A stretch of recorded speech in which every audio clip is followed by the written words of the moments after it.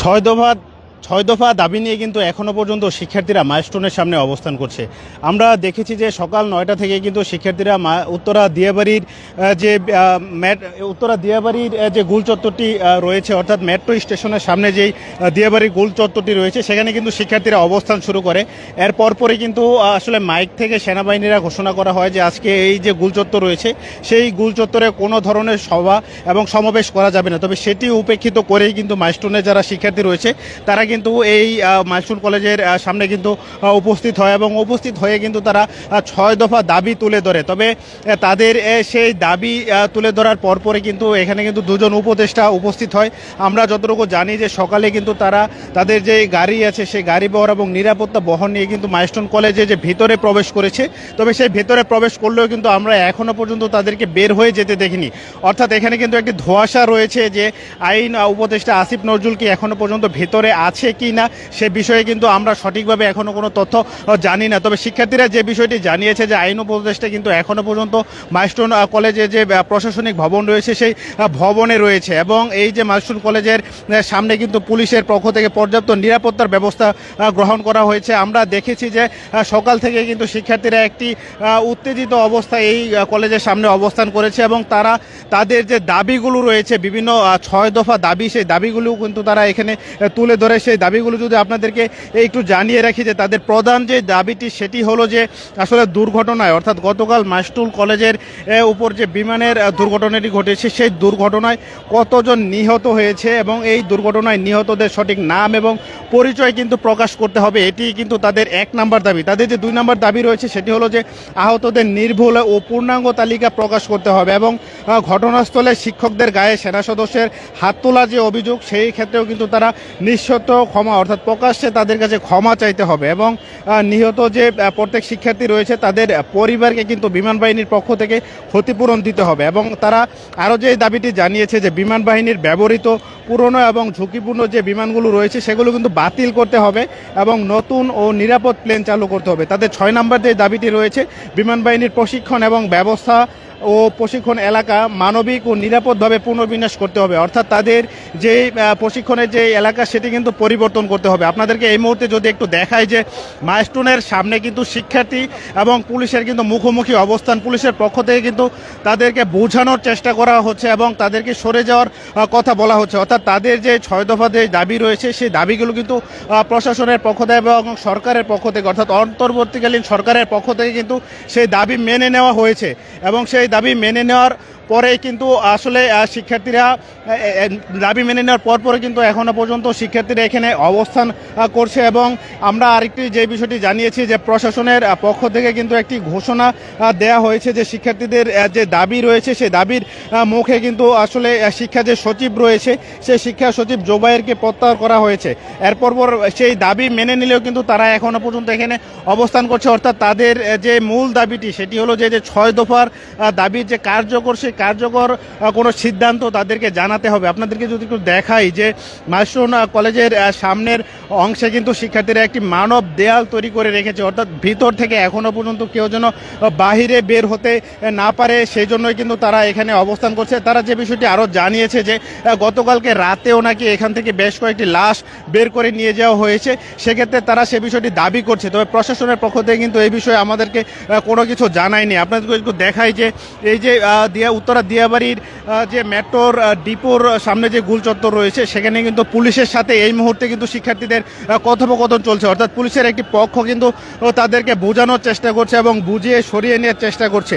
আরেকটি বিষয় যদি আপনাদেরকে দেখায় যে মেন যে গেটটি রয়েছে সেই গেটের ভেতরে কিন্তু সেনাবাহিনীরা অবস্থান করছে এবং পাশাপাশি গেটের বাইরে কিন্তু পুলিশের পাশাপাশি এই এপিবিএনের সদস্যরাও কিন্তু এখানে অবস্থান করছে এবং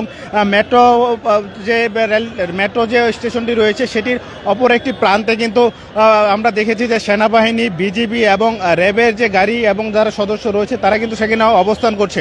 অর্থাৎ সকাল থেকেই কিন্তু এক ধরনের উত্তেজিত অবস্থা ছিল। এই যে মাইলস্টোন রয়েছে সেই মাইলস্টোন কলেজের সামনে সামনে শিক্ষার্থীরা বিভিন্ন সময় কিন্তু বিভিন্ন ধরনের স্লোগান দিয়েছে এবং স্লোগানে কিন্তু মুখরিত করে রেখেছে। গতকাল কিন্তু আমরা দেখেছি যে এই মাইলস্টোন কলেজের ওপর বিমান দুর্ঘটনার যে ঘটনা ঘটেছে এর পরপরে কিন্তু এখানে কিন্তু শোকের মাতম চলেছে। এক কথায় বলা চলে গতকাল যেই স্থানটিতে শোকের মাতম ছিল সেই স্থানে কিন্তু আজ বিদ্রোহে পরিণত হয়েছে, অর্থাৎ শিক্ষার্থীরা দাবিগুলো কিন্তু বিদ্রোহে পরিণত করেছে এবং তারা মাইলস্টোনের যারা শিক্ষার্থী রয়েছে সাবেক এবং বর্তমান যারা শিক্ষার্থী রয়েছে সেই শিক্ষার্থীদের পাশাপাশি কিন্তু অন্যান্য যে শিক্ষা প্রতিষ্ঠানগুলো রয়েছে, অর্থাৎ উত্তরা এই এলাকায় অন্যান্য যে শিক্ষা প্রতিষ্ঠানগুলো রয়েছে সেই শিক্ষা প্রতিষ্ঠানগুলোর শিক্ষার্থীরাও কিন্তু এখানে এসে তাদের সাথে একাত্মতা প্রকাশ করেছে এবং তাদের সাথে একাত্মতা প্রকাশ করেই কিন্তু এই দাবিগুলো মেনে নেওয়ার জন্য তারা এখানে অবস্থান করছে। পাশাপাশি আরেকটি বিষয় যদি আপনাদেরকে জানিয়ে রাখি যে এলাকার যারা উৎসুক জনতা রয়েছে তারাও কিন্তু এখানে এসে ভিড় করছে। তবে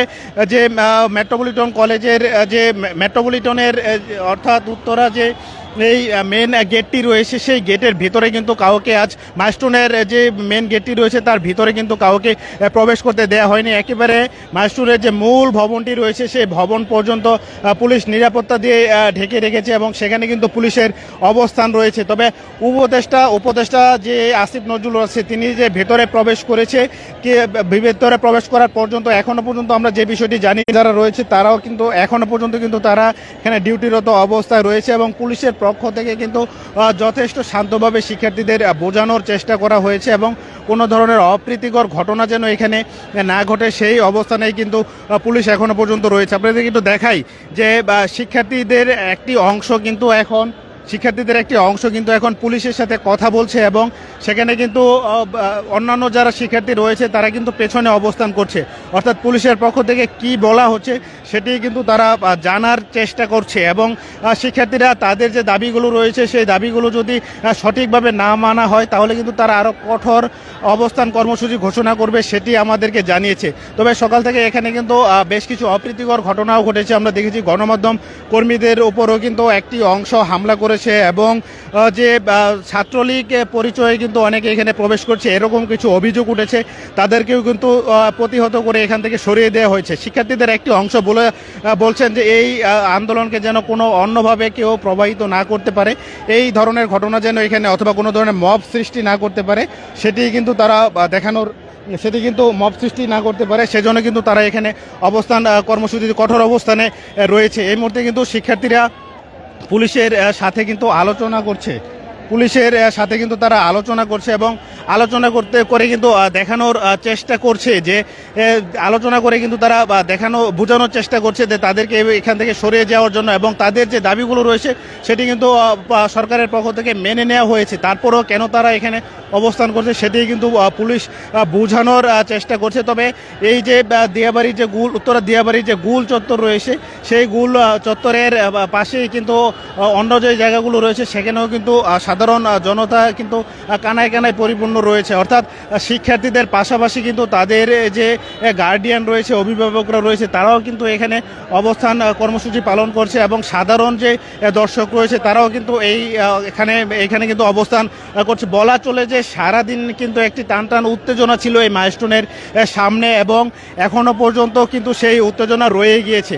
তবে দেখার বাকি যে সন্ধ্যার পরে আসলে এই স্থানটিতে কি ঘটে এবং ভেতরে যে গাড়িগুলো প্রবেশ করেছিল সেই গাড়িগুলো কি এখান থেকে বের হয়ে যাবে অথবা পুলিশ কি কোনো ধরনের অ্যাকশনে যেয়ে কি তাদেরকে সরিয়ে দেওয়া হবে। তারা আরেকটি যে দাবি করেছে অর্থাৎ শিক্ষা যে উপদেষ্টা রয়েছে সেই শিক্ষা উপদেষ্টাকে কিন্তু পদত্যাগ করতে হবে, এটি কিন্তু তাদের অন্যতম দাবি এবং তাদের সেই দাবি যেটি বলা হয়েছে যে সচিবকে প্রত্যাহার করা হয়েছে সেটি তারা কাম্য নয়। তারা কিন্তু এই শিক্ষা উপদেষ্টা যে পদত্যাগ রয়েছে সেই শিক্ষা উপদেষ্টাকে কিন্তু পদত্যাগ করাতে হবে। সার্বিকভাবে বলা চলে যে উত্তরা দিয়াবাড়ির মাইলস্টোন কলেজের সামনে যে পরিস্থিতি সেটি কিন্তু উত্তেজিত অবস্থায় রয়েছে এবং এই মুহূর্তে কিন্তু পুলিশের পক্ষ থেকে বোঝানোর চেষ্টা করা হচ্ছে শিক্ষার্থীদের তারা যেন এই মাইলস্টোন কলেজের সামনে থেকে আসলে সরে যায় এবং কোনো ধরনের অপ্রীতিকর ঘটনা ঘটার আগেই যেন এই যে শিক্ষার্থীদের যে আন্দোলন সেটি কিন্তু আজকের মতো শেষ হোক। তবে শিক্ষার্থীরা তাদের দাবি মানতে অনড় এবং তারা কিন্তু এখানে অবস্থান কর্মসূচি পালন করছে। সেটি যদি তাদের অন্তর্বর্তী সরকার যদি তাদের দাবিগুলো সঠিকভাবে মেনে না নেয় তাহলে কিন্তু তারা আরও কঠোর কর্মসূচি ঘোষণা করবে। তো এই ছিল আমার কাছে উত্তরা দিয়াবাড়ি মাইলস্টোন কলেজের সামনে থেকে সবশেষ তথ্য।